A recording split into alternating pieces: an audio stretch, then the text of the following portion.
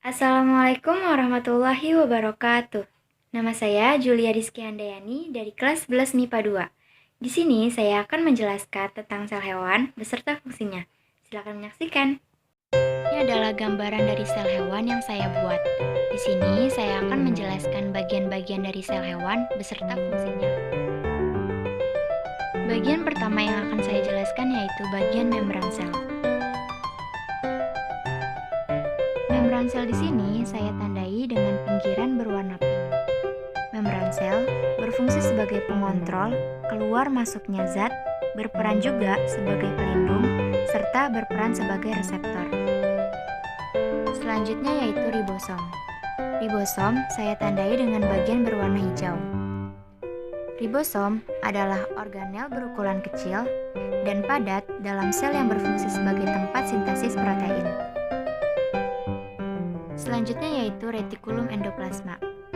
Saya tandai dengan garisan berwarna hitam di atas ribosom. Retikulum endoplasma terbagi menjadi dua, yaitu granular dan agranular. Granular berfungsi sebagai pengikat ribosom, sedangkan agranular hanya berisi membrannya saja. Retikulum endoplasma juga berfungsi sebagai sistem transport substrat. Selanjutnya yaitu sitoplasma. Sitoplasma saya tandai dengan dasar berwarna putih.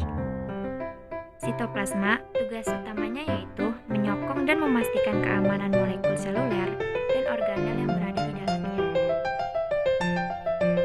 Selanjutnya yaitu lisosom. Lisosom di sini saya tandai dengan bagian ungu berwarna kecil. Fungsi dari lisosom yaitu sebagai endositosis, fagositosis, dan autofagi. Endositosis merupakan transport makromolekul dan materi kecil ke dalam sel dengan membentuk vesikula baru dari membran plasma. Fagositosis bentuk spesifik dari endositosis yang menggulung partikel padat dengan membran sel membentuk fagose internal. Autofagi adalah proses katabolisme yang memecah komponen sel melalui lisosom. Bagian selanjutnya yaitu badan mikro. Badan mikro sebagai oksidator substrat dan asam lemak, serta menjadi jalur glikoat. Selanjutnya terdapat badan Golgi. Badan Golgi di sini saya tandai dengan garisan-garisan kecil berwarna ungu. Badan Golgi membentuk kantung vesikula untuk sekresi dan membentuk membran plasma. Selanjutnya terdapat sentriol. Sentriol di sini saya tandai dengan bagian bulat berwarna hijau. Sentriol yaitu sebagai organel yang berfungsi untuk pembelahan sel. Selanjutnya terdapat mitokondria. Mitokondria di sini saya tandai dengan bagian kecil berwarna ungu yang di atasnya terdapat bagian melingkar berwarna kuning. Mitokondria, organel tempat berlangsungnya fungsi respirasi sel pada makhluk hidup. Selanjutnya terdapat vakuola. Vakuola di sini saya tandai dengan bagian kecil berwarna hitam di pinggir. Vakuola adalah tempat penyimpanan zat cadangan makanan seperti amilum dan glukosa, dan juga tempat menyimpan pigmen. Lalu ada sitoskeleton. Sitoskeleton di sini saya tandai dengan bagian-bagian bulat kecil berwarna coklat.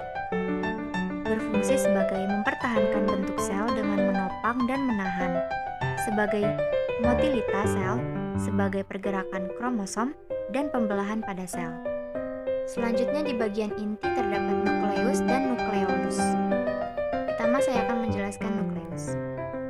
Nukleus di sini untuk menjaga integritas gen-gen tersebut dan mengontrol aktivitas sel dengan mengelola ekspresi gen. Selanjutnya di bagian tengah ada nukleolus.